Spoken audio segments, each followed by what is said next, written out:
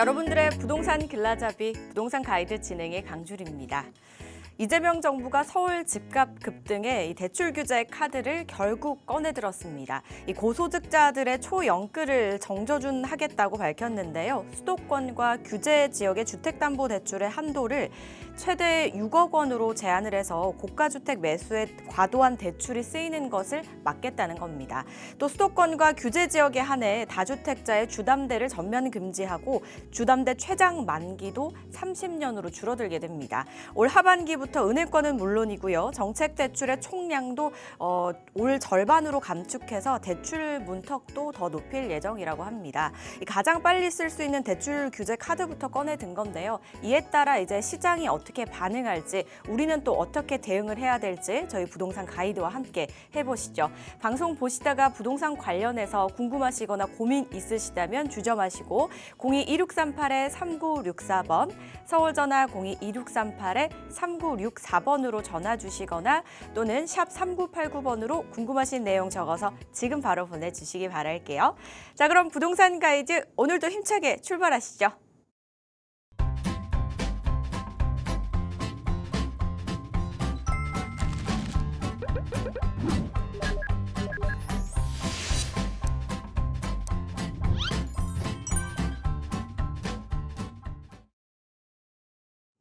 오늘 함께 하실 분 바로 만나보셔야겠죠. 그 어떤 어렵고 난해한 상담도 명쾌하게 해결해 주시는 분입니다. 국토개발연구소의 이윤환 대표와 함께합니다. 어서 오세요, 대표님. 네, 반갑습니다.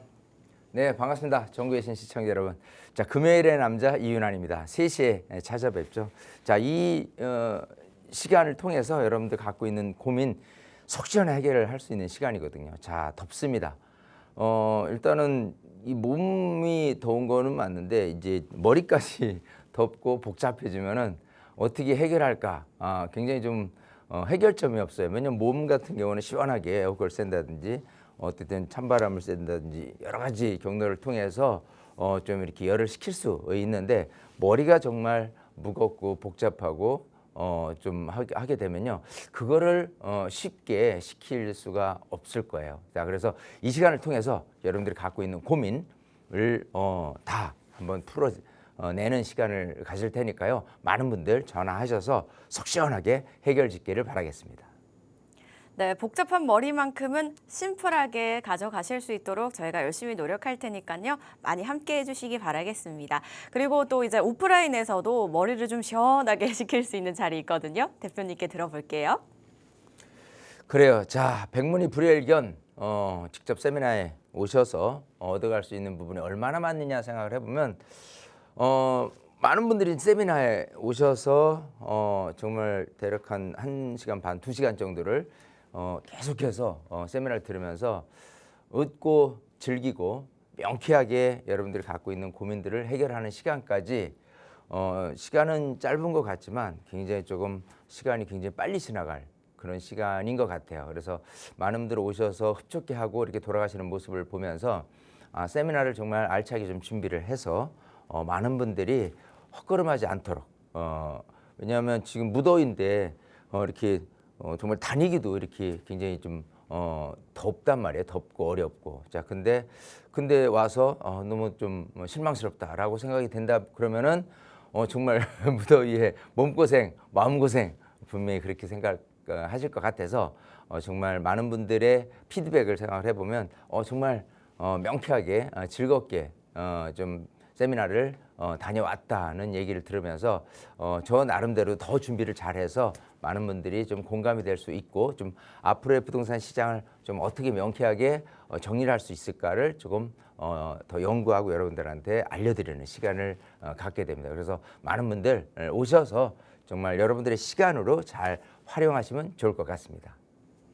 부동산 관련해서 고민이 있으시다면요. 저희 방송도 활용해 보시고요. 세미나도 활용을 해 보시기 바라겠습니다. 문의사항은요. 02-2638-3964번과 샵 3989번으로 많이 연락 주시기 바랄게요. 저희는 이슈 체크부터 하고 가겠습니다. 최근에 이제 집값 상승세가 멈출 줄 모르고 계속해서 이어지고 있고 여기저기 신고가를 경신하고 있는 데가 더러더러 생기고 있습니다. 그중에서도 한강벨트 집값은 역대 최고치를 경신을 했다고 하는데요. 이렇게 오르기만 하면 저희가 이 진입이 가능한 걸까요, 대표님? 어떻게 하면 좋을까요? 자, 지금 한강 벨트를 중심으로 집값 상승세가 이제 장난이 아니에요. 굉장히 좀 많이 오르고 다른 곳에 비해서 특히 또 이렇게 서울을 중심으로 그래서 어쨌든 고강도 대출 규제를 수도권을 중심으로 이렇게 지금 정부가 대책을 내놓긴 했는데 자 어쨌든 이 한강이라는 부분에 대해서 하루아침에 갑자기 한강이 좋았냐라고 생각하면 그건 아니겠죠. 원래 있었던 한강인데 얼마만큼 주목을 받았느냐 그래서 앞으로도 주목을 더 받을 것이냐 이게 중요한데 이렇게 생각해보면 좋을 거예요. 아파트 시장에서 어떤 가격 흐름에 대해서 좀 이렇게 가격을 논할 시기가 아니었다라고 생각한다면 IMF 이전 시기가 될 거고요. IMF를 극복하는 시기부터 부동산 가격이 특히 아파트 가격이 좀 많이 오르게 됐다. 특히 전 정부인 그 노무현 정부 때가 IMF 극복 이후의 시기였는데 2003년에서 2008년도에 고강도 대책까지 곁들여서 부동산 가격이 특히 아파트 가격이 많이 올랐어요. 자, 그러고 나서 이제 점점 서울에 관심을 뒀는데 주요한 점은 서울시장 오세훈 서울시장이 한강에 주목할 수 있는 부분으로 뭐 유도정비구역, 전략정비구역을 내놓고 여러 가지 한강에 대한 부분으로 이슈화를 시켰던 부분을 아마 기억을 하게 될 겁니다. 그래서 지난 2006년부터 점점점 한강이 주목받았던 거라고 생각한다면 거의 지금 20년의 세월이 흘렀다고 보입니다. 자, 그런 가운데서 지금 한강이라는 곳을 이렇게 잘 살펴보면요. 당연히 이제 한강을 접한 구가 서울시의 25개 구 중에 있겠죠. 뭐 마포구, 용산구, 성동구, 광진구 4개 구가 한강 이북 쪽에 이렇게 있는 거고요. 이 남쪽에는 이렇게 강서구라든지 뭐 영등포구라든지 동작구라든지 서초, 강남, 송파, 강도 그래서 7개 구 그리고 위에 4개 구 합쳐서 25개 구 중에 11개 구가 한강에 접해 있어요. 자, 그 11개 구가 다른 구에 비해서는 아파트의 가격이 조금 높다는 건 우리도 공감하는 상황입니다. 근데 여기에서 또 자세히 들여다 본다면 만약 서초 강남을 따졌을 때 한강변에 위치한 곳 그렇지 않은 곳하고의 가격은 20년 전하고 비교해 봐서는 점점 가격이 벌어지고 있다는 사실입니다. 즉 예를 들어 압구정과 개포동을 논할 때 생각해보면 압구정의 가격 상승과 개포동의 가격 상승이 점점 차이 나게 한강변에 있는 압구정의 가격 상승이 굉장히 좀 가파르게 더 올라가는 것. 그것 말고도 또 반포라든지 또 잠시라든지 또 강북에 위치한 곳들 다가 이렇게 같은 구인데도 한강에 붙어 있는 곳, 한강에 붙어 있지 않은 곳, 한강하고 조금 멀린 곳 그런 차이점이 지금 점점 양극화되어 가고 있는 시기고 이 상황이 조금 희석돼서 전체적으로 좀 가격이 이렇게 비슷해질 거냐라고 한다면 그렇지 않을 것이다. 분명히 한강에 대한 조망권에 대한 프리미엄은 계속해서 높아질 가능성이 많습니다. 자, 그래서 공교롭게 그런 양극화가 계속되면은 조금 어려울 텐데, 그러니까 뭐 진입 장벽 자체가 너무 높아버리니까. 하지만 그럼에도 불구하고 아직은 우리가 투자적인 관점에서 조금 들여다볼 것이 분명히 있어요. 아직은 미개발지 또 아파트가 아닌 곳 이런 곳들 같은 경우에 어떤 투자처로서 굉장히 좀 각광을 받을 곳이 있습니다. 한강 벨트를 통해서. 그래서 그쪽을 조금 지금부터라도 관심을 갖게 된다면 앞으로 미래적인 가치에 대해서 아파트 가격 정도는 굉장히 내가 먼저 선점했다라는 표현을 할 정도로 좀 잘했다 이렇게 생각이 될 거니까요. 한강에 오히려 많은 관심을 가져보는 것이 좋지 않을까 생각을 해봅니다. 네, 한강 조망권의 주택들은 앞으로도 가치가 더 계속해서 고평가되면서 더욱더 미래 전망이 밝지 않을까라는 의견을 주셨습니다. 지금 실제로 흐름도 그렇게 흘러가고 있고요. 그래서 관심 있으신 분들께서는요, 전략을 조금 더 꼼꼼하게 짜서 진입을 하셔야 되지 않을까 싶거든요. 그래서 이 전략 짤 때 또 도움이 필요하시다면 세미나 한번 활용해 보시기 바랄게요. 성수동 인근에서 진행이 되고 있습니다. 있습니다. 지금 시간과 장소가 나가고 있거든요. 7월 9일 수요일 오후 1시에 성수동 인근에서 진행될 예정이라고 하니까요. 관심 있으신 분들께서는 참석해 보시기 바라겠습니다. 문의사항은요. 02-2638-3964번과 샵 3989번으로 많이 연락 주시기 바라겠습니다. 저희는 그럼 지금부터 또 본격적으로 여러분들의 궁금증 한번 해결해 봐야겠죠. 역시나 생방 중에 상담 원하시는 분들 같은 번호로 지금 연락 주시면 되겠습니다. 저희는 걸려온 전화 연결부터 한번 해보도록 하겠습니다. 여보세요? 네, 안녕하세요. 네, 안녕하세요. 시청자님. 어떤 네. 점이 좀 궁금하실까요? 네, 제가 구로동 구로주공 1차 29평을 네. 10년 정도 지금 거주하고 있는데요. 네. 그 재건축 얘기는 나오는데 언제 될지가 막연해서 이거를 팔고 예전에 거주했던 그 둔촌동이나 아니면 염창동 아니면 또 신림동 쪽 아파트로 갈아타는 게 좋을지 네. 아니면 그냥 계속 보유하는 게 좋을지 궁금해서요. 예. 만약에 갈아타는 게 좋다면 어느 쪽 아파트로 갈아타는 게 좋을지 하고요. 네. 그리고 또 구로동에 SK 허브스 19평 오피스텔을 월세 받고 있는데 네. 이것도 계속 보유해도 괜찮을지 예. 알려주시면 감사하겠습니다. 네. 자, 지금 10년 거주를 하신 구로 주공 1차를 보유하고 계신데 계속 보유를 하셔야 될지 아니면 매도 후에 다른 곳으로 옮기셔야 될지 지금 고민이신데 옮기게 된다면 혹시나 어디 지역이 괜찮을까 궁금하신 거고요. 그리고 오피스텔도 보유 중이신데 여기도 계속해서 보유하는 게 맞을지 궁금하신 거죠. 네. 알겠습니다. 저희 대표님 바로 연결해 드릴게요. 네. 네, 반갑습니다. 네, 대표님 안녕하십니까? 네. 자, 지금 구로 주공 아파트에서 10년째 거주를 하고 있어요. 네. 자, 근데 이제 집값이 그렇게 다른 곳에 비해서는 좀 많이 안 올라요. 네. 이제 그게 이제 답답하니까 차라리 이걸 매도를 하고 딴 쪽으로 가는 건 어떠냐인 건데, 일단은 그 우선 그 지역적으로 봤을 때 이 구로 주공 아파트가 구일역 아래쪽에 있잖아요. 네. 자, 옆에 이제 서부 간선도로도 있지만 경부선 라인하고 좀 갇혀 있는 단점이 사실은 있어요. 네. 네, 그렇기 때문에 좀 뭔가 개방적인 마침 여기가 이제 개봉동인데 개방적인 이미지가 아닌 폐쇄적인 이미지에 의해서 가격이 조금 어느 정도 머물러 있는 부분이 좀 단점으로 작용하기는 해요. 자, 그래서 차라리 여기를 과감히 매도를 하고 아까 얘기하신 뭐 신도림이라든지 다른 지역들 이렇게 가보면 어떠냐인데 여기를 팔고 아까 얘기한 신도림이라든지 또 9호선 라인의 염창동이라든지 이쪽으로 가는 거는 옳습니다. 그거는 맞는 방향성이에요. 네. 자, 근데 지금 이제 재건축이라는 부분에 있어서 자, 이게 있어요. 이제 이제까지 답답한 모습이긴 하는데 현재 구역지정 신청을 해놓은 상태예요.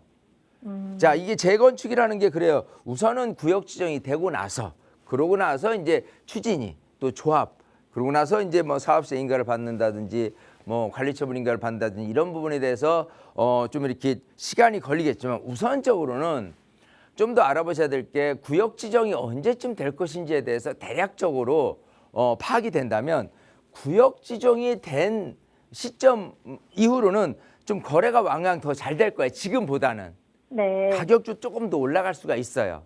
네. 근데 그때 매도를 하는 게 좋냐 아니면 이형 구역 지정까지 갔는데 좀 장기적으로 좀 가는 게 좋냐라고 한다면 사실 구역 지정은 아주 초기 단계 사업 단계에서 본다면 그래서 네. 그때부터 출발해서 추진이 조합 설립 사업세 인가 이 단계를 좀 거치려고 그러면 앞으로도 또 다시 10년이 걸릴 가능성도 있습니다.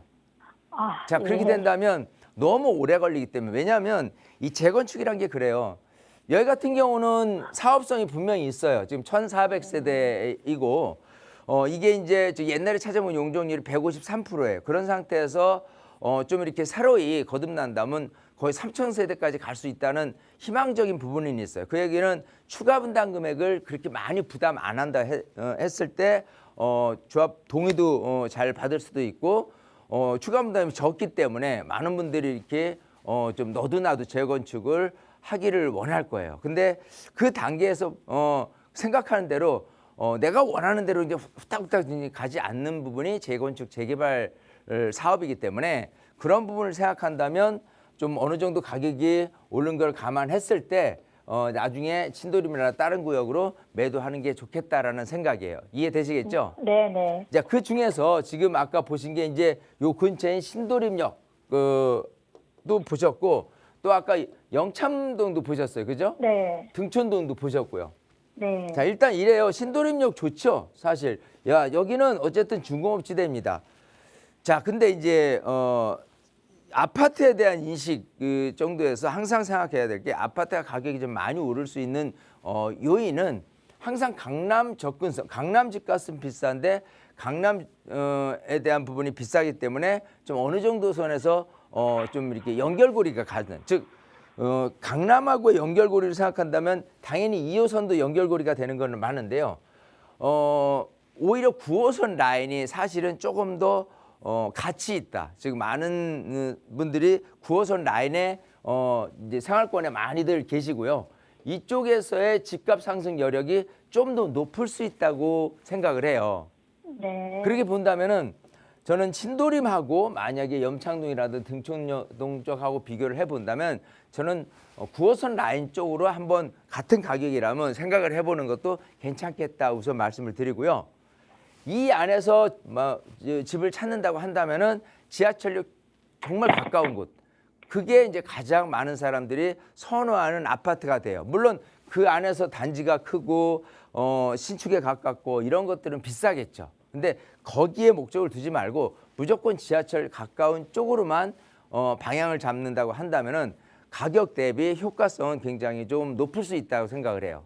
아시겠어요? 네. 네, 그런 측면에 단 아까 얘기한 대로 지금 현재 구로주공 1차에 대한 재건축 사항 중에서 구역 지정에 대한 부분을 지내고 옮겨 가보자. 그 전에 네. 신도림이라든지 다른 지역에 있는 아파트를 째려보고 있자. 이런 네. 식이에요. 아시겠어요? 네. 그러니까 이게 작전을 잘 짜야 되는 거예요. 자, 네. 두 번째 질문은 아까 그 916 옆에 있는 9일 SK 허브스라는 오피스텔을 갖고 있어요. 네. 자, 이제 이게 그렇습니다. 많은 분들이 이 오피스텔에 대한 부분의 전망, 그러면 이렇게 생각해요.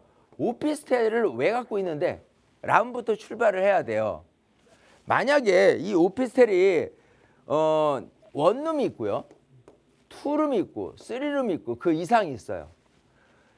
여기서 봤을 때 투룸 이상 되는 거는요, 아파트를 대체할 만한 주택이기 때문에 이 오피스텔을 소위 아파텔로도 여겨집니다. 그런 것 같은 경우는 아파트가 비싸기 때문에 오피스텔로 가도 나쁘지는 않겠다라는 부분에 의해서 주택으로 간주가 되는 거예요. 그렇기 때문에 요거에 대한 상승 여력은 원룸보다는 더 높은 게 사실입니다. 자, 근데 우리 시청자님이 아까 이제 평형이나 이런 거를 얘기했을 때 작은 거 19평이라고 했잖아요. 네. 거기 같은 경우는 분리형 원룸이란 말이에요. 그죠? 네. 자, 그런 상태에서 이 원룸 1.5룸이라든지 원룸이라든지 이런 부분들에 대한 수요자는 누구냐면 내 집 마련을 목적으로 집을 사고 하는 분들이 아니고 소위 여기서 월세로 거주하시는 분들이 이제 임차인으로 들어와요. 전세보다는. 그죠?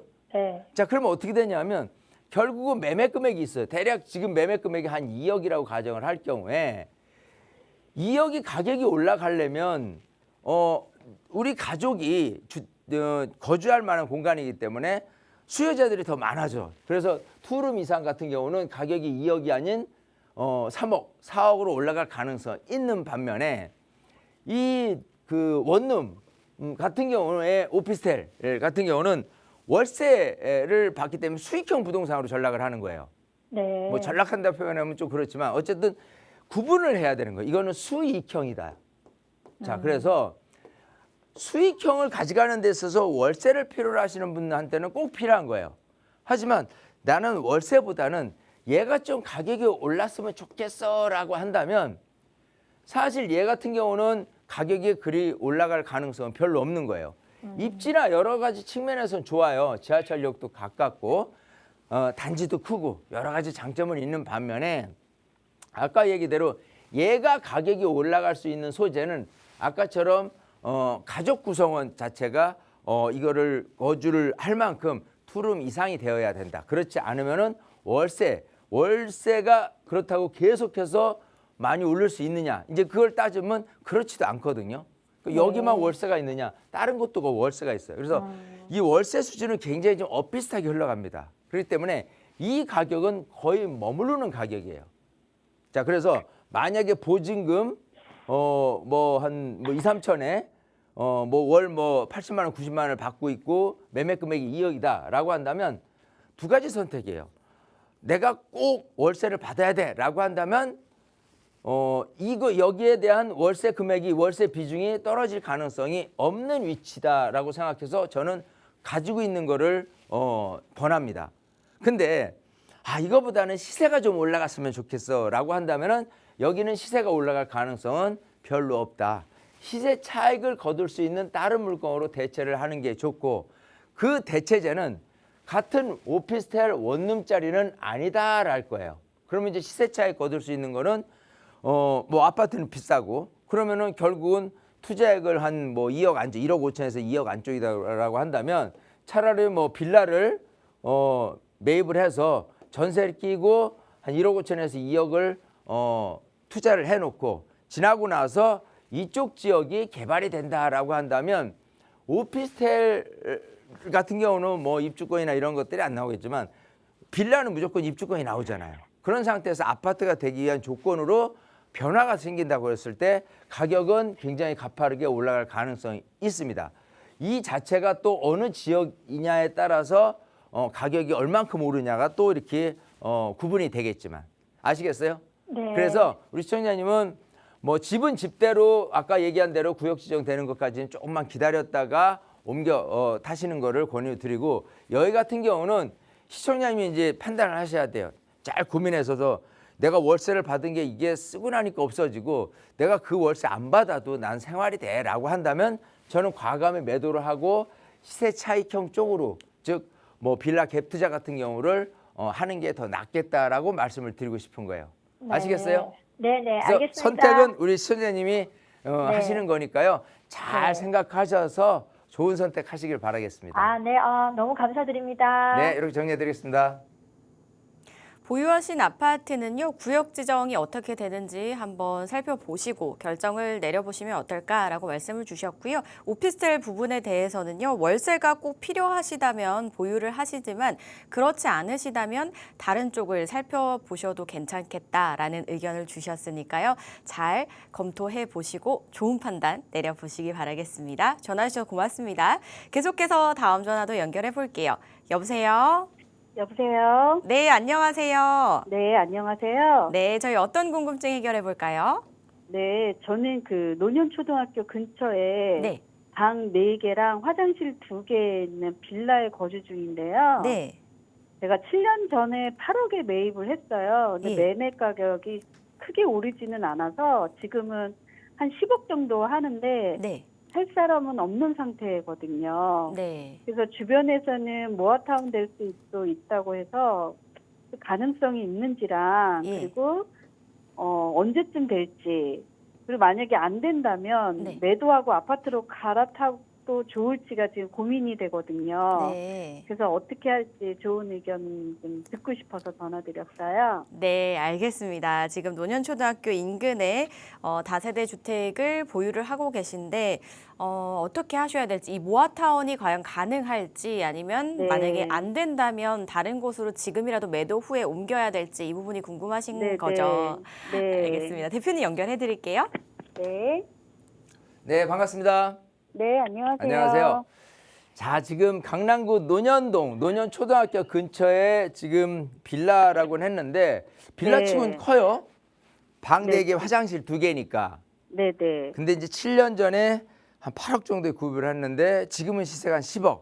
네, 약간 네. 좀 억울한 거는 있죠. 네. 왜냐하면 8년 전, 7년 전이라 그러면 한 2018년, 17년 네, 네. 이때 당시 아파트 와 지금의 아파트 가격을 생각하면 거의 그렇죠. 2배 이상 올랐어요. 아파트 같은 경우는. 네, 네. 즉 8억짜리 아파트를 샀으면 지금은 한 15, 16억은 충분히 됐을 텐데 네. 빌라를 사는 바람에 이게 좀 가격이 그렇죠. 많이 안 올라서 좀 억울해. 맞아요. 그렇죠. 이제 그런 측면에서 네. 좀 연락을 주셨는데 네. 좋게 생각하는 거는 일단은 강남에서 생활하는 데 있어서 이렇게 10억 안쪽으로 박내개짜리를 살 수 있다는 거는 생활에 대한 편의적인 측면에서는 굉장히 괜찮잖아요. 그렇죠. 잘 지내셨을 거예요, 강남에서. 그렇죠. 예, 또 논현동 사모님 소리도 들어가면서 예, 어떤 아파트든 빌라든 어디 사는지 물어보진 않지만 어쨌든 내가 네. 논현동 살고 있는데 괜찮잖아요. 그렇죠. 자, 근데 지금에 와서 이제 10억인데 이 과감히 10억을 팔고 갈라 그러면은 이건 우리 시청자님 또 시청자님의 가족분들하고의 긴밀한 협의가 필요한 거예요. 뭐냐면 강남에서 쭉 생활해 오다가 강남을 좀 떠나서 하면요. 여러 가지 네. 접근성이나 여러 가지 교통이라는 부분까지도 이제 멀게만 느껴지는 부분 때문에 좀 아무래도 강남을 떠나지 못하시는 분들이 굉장히 많아요. 근데 그런 것 강남을 같아요. 좀 떠날 수 있느냐부터 판단을 하는 거거든요. 네. 그런 측면에서 얘를 버리고 뭐 한 10억짜리 뭐 어디 괜찮은 데 있겠느냐라고 한다면 찾아보면 있지 왜 않겠어요? 있습니다. 자, 그런 부분은 물론 이제 빌라도 가격 상승이 있을 수 있지만 그래도 약간 강남하고 좀 가까운 정도 측면에서 10억짜리 아파트를 굳이 구해 본다면은 방은 네. 있을 수는 있어요. 근데 이제 내가 지금 방 4개 화장실 2개짜리를 살고 있는데 갑자기 20평대로 가려면 너무 맞아요. 좁고 뭐 해서 점점 멀어지는 강남하고 그렇죠. 그래야지만 네. 10억에 살 수 있는 부분 때문에 고민이 맞아요. 많으실 거예요. 네. 자, 그러면 우선 이거부터 판단을 해보죠. 이거를 장기적으로 보유할 가치가 있다면 그냥 네. 머물러 있는 게 좋잖아요. 그 가치는 비록 네. 빌라지만 만약에 이게 모아타운이 돼서 개발이 된다 그러면 굳이 이사를 안 가도 되거든요. 그렇죠. 그렇죠. 네. 나중에 아파트를 될 거니까. 맞아요. 자, 근데 이 아파트가 될 수 있는지 없는지의 판단 여부는 많은 분들이 우선 노후도가 중요하고요. 동의율이 중요하고 이런 내용 정도만 알거든요. 네. 근데 우선 그 모아타운에 대한 부분으로 가면요. 모아타운은 많은 분들이 나홀로 아파트 양산된다고 생각하는데 그렇지 않아요. 사실 이 사업 방식을 신속통합기획하고 신속통합기획 그리고 모아타운하고 이걸 명확하게 구분해서 알고 계신 분들이 흔치는 않습니다. 네. 신속통합기획이 굉장히 좀 큰 구역의 재개발 그리고 사업이 빨리 된다는 뉘앙스를 갖고 있다 생각을 해서 이게 네. 무조건 좋다고 생각하시는 분들이 많아요.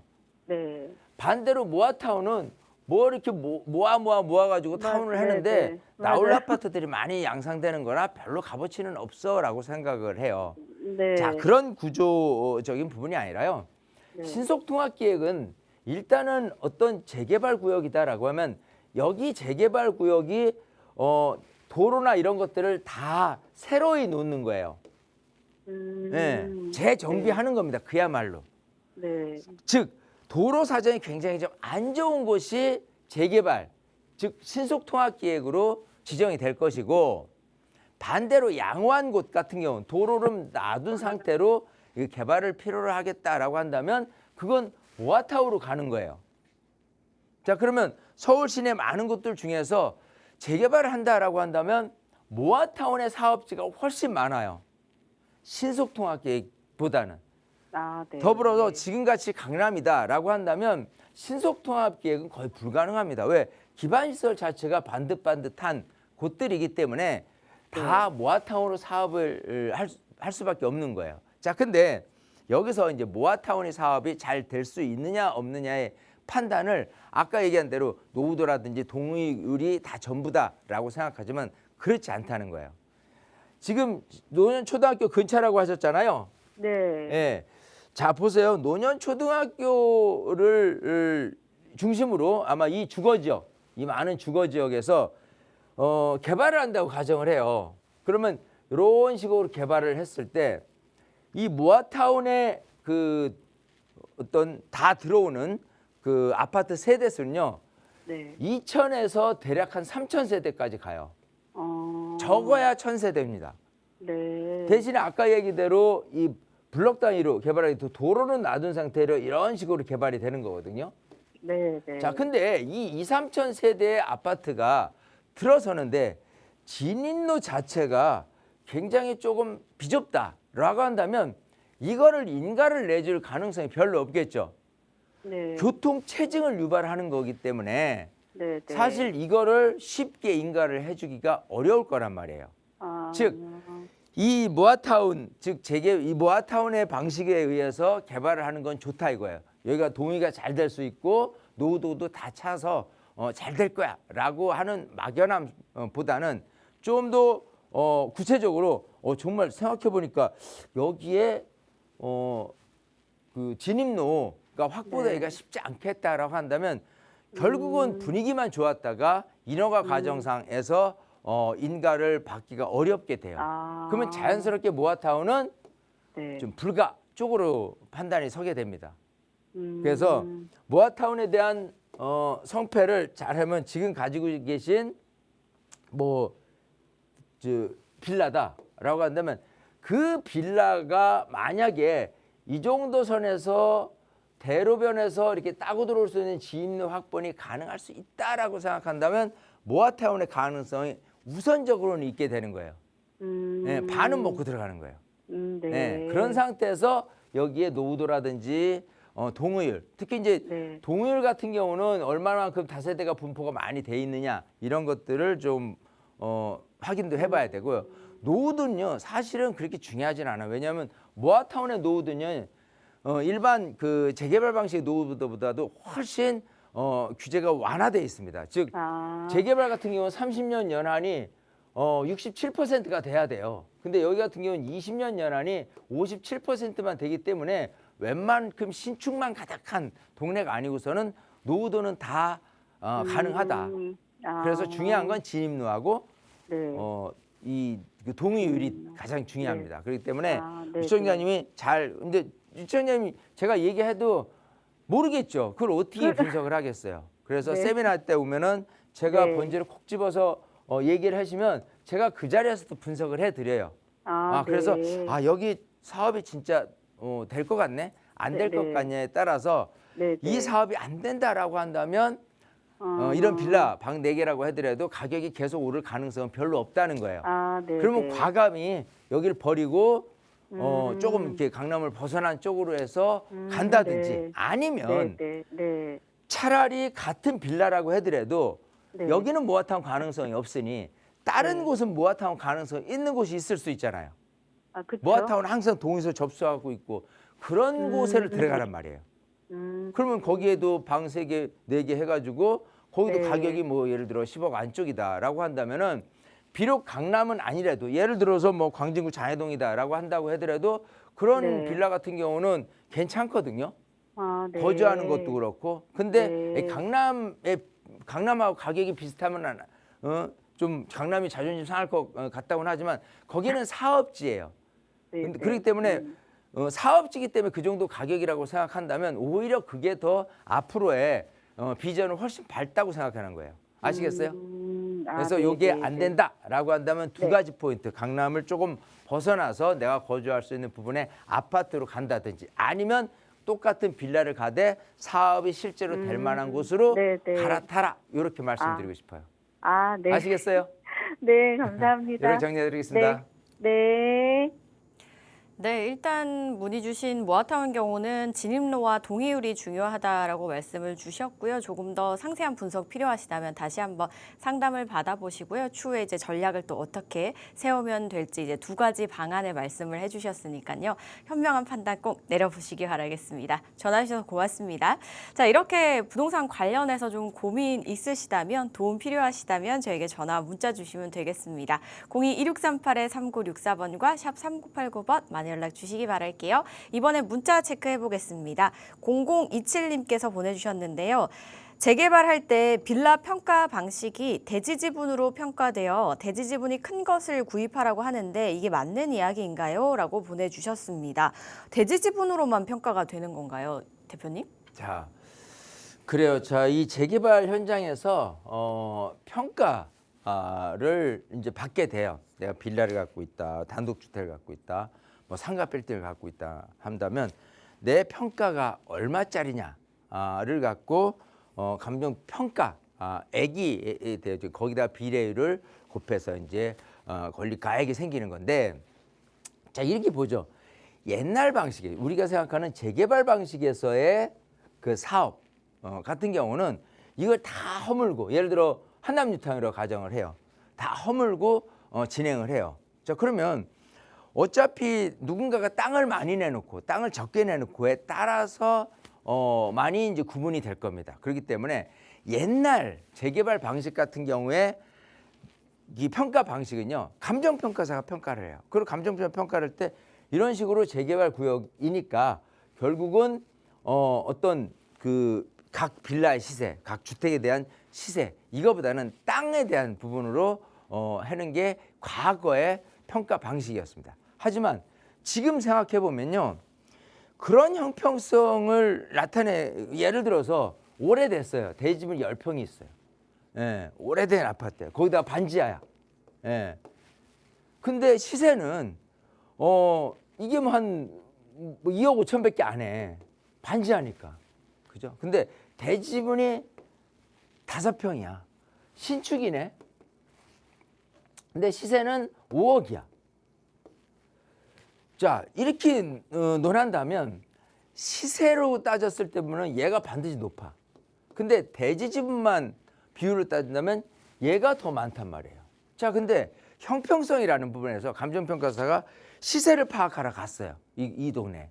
그랬더니 웬걸 이렇게 대지분 비율이 아닌 시세에 대한 평가를 원하는 사람들이 대부분이지 땅 넓다고 무조건 땅 많은 사람들에 대한 평가를 이렇게 하려니까 엇박자가 나는 거예요. 그래서 합리적이지 못하다라는 부분에서 그런 어떤 감정평가에 대한 규칙이 뒤바뀌어 있습니다. 뭐냐면 기본적으로는 시세대로 평가를 받게 되는 부분이고 대지가 좀 크다, 난 좀 억울하지 않느냐라면 보정을 해주는 정도 선에서 평가를 하는 방식으로 지금 바뀌어 있어요. 그렇기 때문에 지금 이 질문 주신 내용 자체가 이 대지지분 크고 작음에 하는 거는 옛날 방식인 거고 지금의 방식 같은 경우는 그게 아니다라는 거. 특히 신통기획이 아닌 이 모아타운 같은 경우는 그야말로 도로를 놔둔 상태에서 개발이 된다고 하지 않았습니까? 자 그러면 당연히 여기도 마찬가지 대지집은 크게 기여한 사람들이 많을 것 같지만 시세대로 평가를 하는 것이 고루고루 모든 사람들한테 공평하다라는 부분이 대세입니다. 그렇기 때문에 이런 식으로 평가 방식이 시세에 준해서 간다. 요즘 상황에서 그렇게 이해하고 가시는 게 더 낫겠다 생각이 됩니다.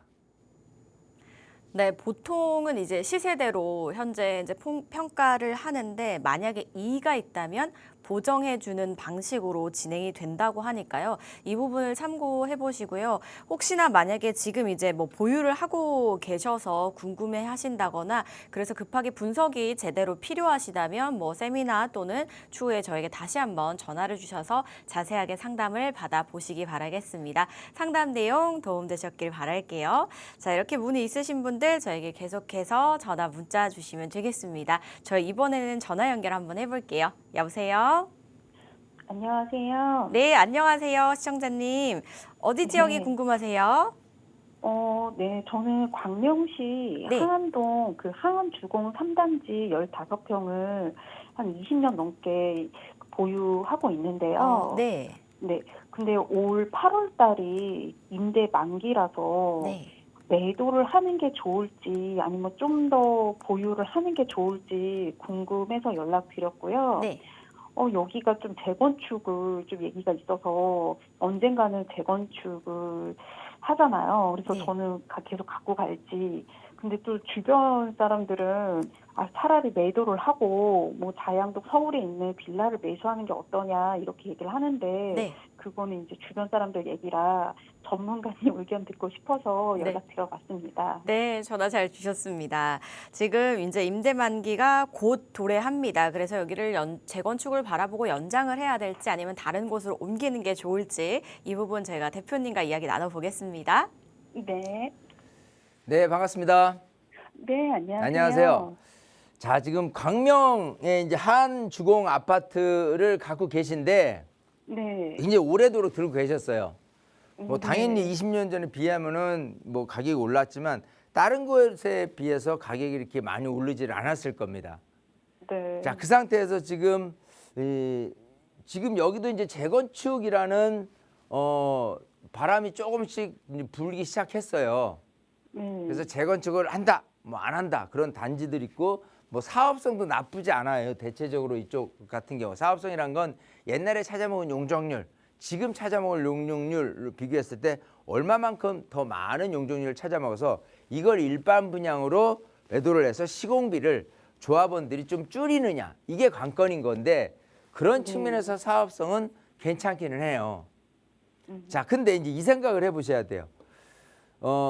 이 한 주공의 아파트에 대한 그 구성 자체가요. 중대형 평형 위주가 아니잖아요. 그렇죠. 소형 중형이에요. 그죠? 네. 그러니까 중형도 그리 많지 않고 대체적으로 소형이 많습니다. 네. 그죠? 자, 이렇게 소형이 많은 그 아파트에 재건축에서 사업이 된다라고 한다면 관건이 뭐냐라고 한다면 사업성이 될 수 같지만 사업성은요 사실은 만약에 얘가 완전 저층으로 돼 있어 5층 이하로 돼 있어 가지고 그냥 내가 한 뭐 열 몇 평을 갖고 있는데 20평대 아니면 30평대를 무상으로 준대라고 한다면 반대할 분들은 없겠죠. 그럼요. 당연하죠, 그거는. 그전엔 그랬다는 거예요. 예를 들어 고덕동에 있는 서울의 재건축 단지다. 그러면 거기가 이제 그런 식으로 갔었어요. 옛날 지분율로 해가지고 뭐 몇 평을 갖고 있으면 몇 평을 그냥 공짜로 주고 막 이렇게 했었었는데 지금은 시공비도 굉장히 많이 올라갔고요. 아무리 사업성이 좋다고 그래도 일만의 또 추가 분담금은 내야 돼요. 근데 여기서 이제 추가 분담금에서 브레이크 걸리는 게 뭐냐? 그러면 지금 아까 소형이라고 그래 소형이 대부분이라고 했잖아요. 네. 자, 여기서 시세가 뭐 지금 현재 뭐 아직 뭐 5억 쪽이야. 근데 전체적으로 사업성이 좀 괜찮다 손치더라도 20평대 아니면 30평대로 가는 데 있어서 뭐 한 3억에서 5억 정도까지도 추가 분담금을 내야 된다라고 한다면 그 정도 금액을 주고서 지불해서라도 추가 분담금을 내서라도 시세적인 관점에서 여기는 무조건 10억이 넘기 때문에 사업성이 있을 수 있는 거는 맞아요. 즉 사업성은 내가 이만큼 투자해서 이만큼의 이익이 될 수 있는 거는 눈에 보듯이 뻔해요. 근데 문제는 뭐냐면 나 3억에서 5억 낼 추가 분담금 없어. 이런 분들이 대부분이에요. 그래서 동의가 잘 안 나와요. 의외로. 이 재건축은요, 민간 정비 사업이에요. 자, 그렇기 때문에 주민들이 얼마만큼 동의를 해주냐가 관건인데 주민들이 동의를 해줄 수 있는 동네는 광명이 아닌 또 서울 안에서도 강남 쪽이라든지 좀 그 소위 아파트 시세가 좀 잘 나갈 수 있는 곳 같은 경우는요, 시공비 뭐 1대1 재건축이라고 하더라도 예를 들어 뭐 한 집에다 6, 7억씩 내야 된다라고 하면요 6, 7억 정도 내지 뭐 새 아파트 되면은 가치도 뭐 10억, 20억 그 이상 오를 수도 있고 이런 것 때문에 6, 7억에 대한 부담이 크지는 않은데 여기 같은 경우는 6, 7억이 아닌 한 3억에서 4억 아니면 5억까지 간다고 얘기를 주민들한테 했을 경우에 주민들은 나 못해 라는 분들이 많아지는 거예요. 이해되세요? 네. 그런 것 때문에 반대 부닥치게 되면요 결국은 사업이 될 것 같았지만 분위기는 좋아. 어떤 분들 입장에서 보면 야 이게 저기 잘 좀 들어봐요. 이게 사업성을 내거든요. 잘 봐요. 이게 이렇게 하면요 10억이 아니라 이거 뭐 15억도 갈 수 있어요. 막 이렇게 얘기를 해요. 예? 당연히 이게 남는 장사다. 이익이 될 수 있다라는 거를 분명히 불에 보듯 뻔해. 그냥 뻔할 뻔짠데도 불구하고 많은 대다수의 주민들은 나 돈 없다니까 이렇게 가는 거예요. 근데 거기서 브레이크에 걸릴 소지가 분명히 크다라고 생각이 되는 거예요. 그래서 지금 뭐 재건축 막 어느 정도 어느 단지에서 막 바람이 분다 손치더라도 잘 되고 있지 않을 거예요. 이런 것들 때문에. 그렇다고 한다면은 차라리 누군가가 차라리 서울 빌라로 사는 건 어때라고 한다는 건 우선 뭘 바꿔줘야 되냐면 서울 안에서도 예를 들어 광명인데 광명 하는 데서 바로 넘어가가지고 금천구 뭐 독산동이잖아요. 일로 넘어가는 건 크게 의미가 없어요. 왜냐하면 나중에 빌라가 아파트가 되어질 거야. 여기도 마찬가지 추가 분담금이 얼마가 되고 어떻게 될 거야 라고 했을 때 프리미엄이 올라가는 가치로 봤을 때는 몇 억 안 올라요. 여기로 갈 바엔 차라리 하한주공 아파트를 재건축 바라보고 가져가는 게 더 유리할 수도 있어요. 제가 얘기하는 좀 더 좋은 곳이다라고 한다면 일단은 강남하고 좀 가깝거나 한강 벨트에 있는 쪽이거나 이쪽으로 해서 빌라를 매입을 해가지고 소위 이제 재개발을 바라본다라고 한다면 그거에 대한 가치 상승 여력은요. 소위 여기처럼 대략 뭐 5억에 머무르는 정도가 아니라 10억, 뭐 15억까지도 이렇게 이익을 낼 수가 있어요. 그렇게 본다면은 작은 소규모 그 소형 평형의 재건축 사업성이 되는 것보다도 오히려 좋은 지역의 이 재개발 같은 경우는요. 으쌰으쌰 해가지고 사업을 가고자 하는 주민들이 굉장히 조금 더 많아집니다. 왜냐하면 거기서 받을 수 있는 평가액부터 해서 조합원 분양금액이라든지 이런 것들을 다 종합적으로 고려를 하게 된다면요. 소에 그렇게 큰 부담이 없어요. 좋은 지역이기만 한다면. 그래서 우리 시청자님이 지금 가만히 듣고 보니까 맞긴 맞는 것 같기는 하는데 도대체 어디로 가야 될지 방향성을 모르니까 얘를 과감히 버리기가 아쉽잖아요. 그렇잖아요. 네. 어디로 갈지 모르니까. 네. 그래서 우리 시청자님 같은 경우는 세미나를 오셔야 돼. 세미나를 오셔서 그걸 알려드리는 거예요. 자, 어느 지역이고 어느 지역이고 어느 지역에서 해서 소위 프리미엄이 얼마 올라고 과학적으로 계산을 해드립니다. 기본적으로. 왜냐하면 이게 내가 얼마 투자를 해서 얼마 이익이 되는 부분이 수치상 이렇게 보이지 않는다라고 한다면요. 너무 막연한 거예요.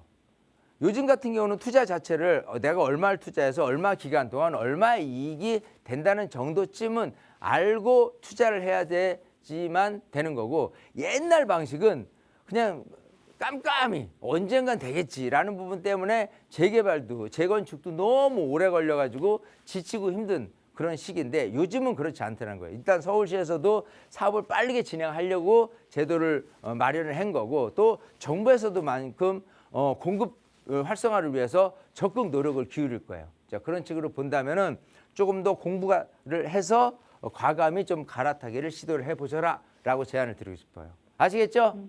네, 네. 네, 알겠습니다. 이렇게 정리해드리겠습니다. 네, 감사합니다. 재건축은 아무래도 동의율이 좀 쉽지 않을 것이다라고 생각을 하신다고 하시거든요. 그래서 지역을 좀 옮겨보시면 어떨까라고 말씀을 주셨는데 이 지역 고르기가 쉽지 않잖아요. 다시 한번 또 상담 나눠보시기 바라겠습니다. 자, 저희가 상담은 여기서 마무리하도록 할게요. 상담 참여하지 못하신 분들을 위한 자리 대표님께 바로 설명 들어보겠습니다. 자, 일단은 제가 지역 얘기를 하는데 제가 이제까지 많은 분들에 대한 투자도 이제 시켜드려봤고 또 많은 것들을 알려드렸어요. 근데 역시나 정말 이제 강남하고 가까운 곳 그리고 한강변 이거 같은 경우는요 앞으로도 계속 무궁무진하게 상승 여력이 크다라고 생각이 됩니다. 그거를 공부하고 알아야 되는 거고 아까 얘기한 것처럼 그런 공부가 단순하게 어떻게 될 거야라고 추정 가치를 논하는 게 아니고요. 어느 정도 투자를 해서 어느 정도의 이익이 되기 때문에 어느 기간 동안 이렇게 생각한다면 시세 차익률이 나와요. 매년 내가 이렇게 투자했을 때 매년 얼마 만에 이익을 거두겠다라는 것까지 과학입니다. 투자라는 것도. 그래서 많은 분들 오셔서 세미나를 통해서 과학적인 그런 거를 한번 들어보시길 바라겠습니다. 네, 문의사항은 02-1638-3964번, 샵 3989번 많이 연락 주시기 바랍니다. 저희 방송에서 제공하는 정보는 투자 판단에 대한 조언일 뿐 해당 부동산의 가치, 상승과 하락을 보장하지 않는다는 점 기억해 주시기 바랄게요. 행복한 주말 보내시고요. 시청해 주신 여러분 고맙습니다.